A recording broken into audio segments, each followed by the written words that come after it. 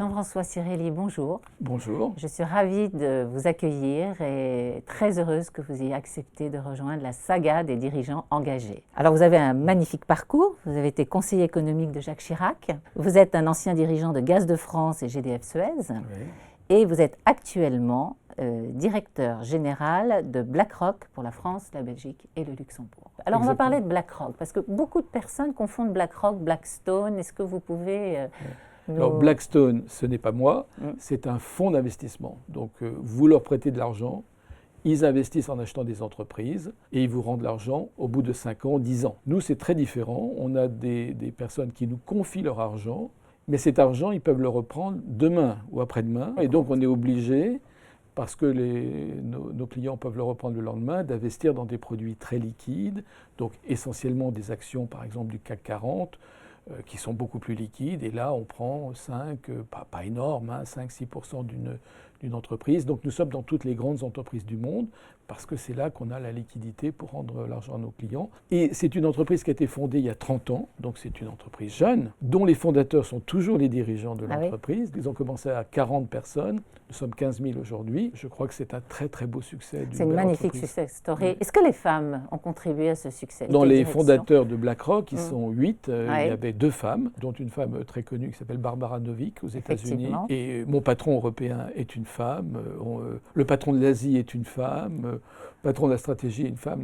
Chez BlackRock, on a à peu près, là je regardais les chiffres naturellement avant de venir vous voir, on a à peu près 40% de notre COMEX qui est féminin. Et sur les nouveaux recrutements, on est à parité, là on est à 50-50. C'est peut-être une des explications de votre succès, qui sait. Mais moi j'ai toujours pensé, et j'ai vu ça à Gaz de France, derrière les grands mots, si vous voulez, je pense que les entreprises, et encore plus aujourd'hui qu'il y a 30 ans ou 40 ans, doivent refléter ce qu'est la société dans laquelle ils opèrent.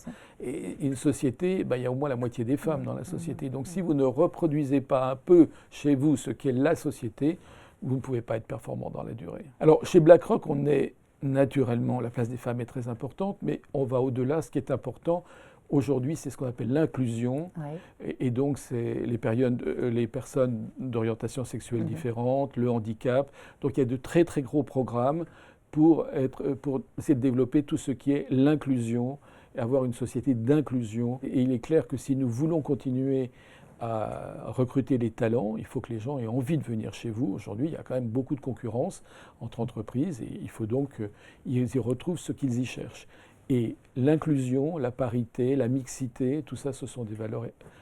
L'environnement, bien sûr, tout ce qui est ESG, écologie, gouvernance sociale est très très importante. Et avec le Covid d'ailleurs, le social a pris beaucoup plus d'importance encore qu'il y a quelques mois. Et là, on parle de plus en plus de quotas dans les COMEX. C'est un sujet qui est assez controversé. Quelle est votre position par rapport à ça? S'il n'y avait pas eu la loi sur les conseils d'administration, on ne serait pas où on en est. Mais il faut quelque chose, enfin je ne voudrais pas la même loi que sur les conseils d'administration. Je pense qu'il ne faut pas dire je veux 40% de femmes dans les COMEX ou 60%, ce que vous voulez. Ce que je pense, c'est que quand même, d'une manière générale, moi je suis dans beaucoup de conseils d'administration, le prix est quand même pris dans les grandes entreprises de se dire si on n'est pas là où on nous attend, on va avoir des problèmes. Alors, aider les gens à avoir des objectifs et pousser tout ça, c'est de permettre de faire le saut encore qui reste à faire. Il y a des dirigeants qui ne sont pas prêts du tout.